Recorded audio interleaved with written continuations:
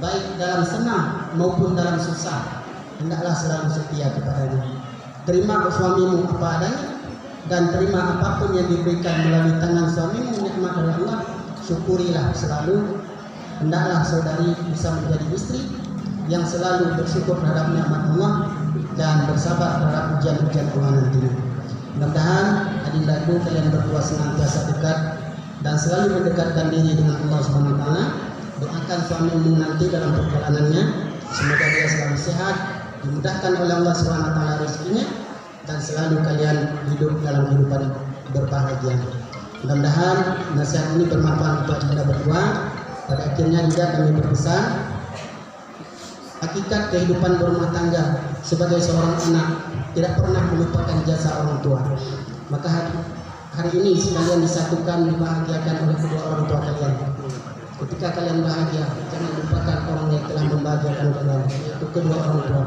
Berbakti kepada mereka, baik itu orang tua daripada saudara Ustaz Ahmad Mutari maupun orang tua daripada Mas Fakiranti. Orang tua kalian bertambah dari 2 menjadi 4. Muliakan mereka, doakan mereka, dan setialah kepada mereka setiap langkah yang kalian jalani. Semoga berkah Allah turun melalui mereka kedua orang tua nanti. Mudah-mudahan nasihat singkat ini bermanfaat, dan selanjutnya kita akan langsungkan akad ijab kabul. Berhubung waktu kita yang sudah sangat singkat, mengingat waktu zuhur yang akan kita.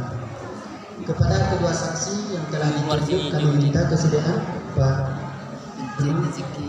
dan Bapak Saiful. Silakan.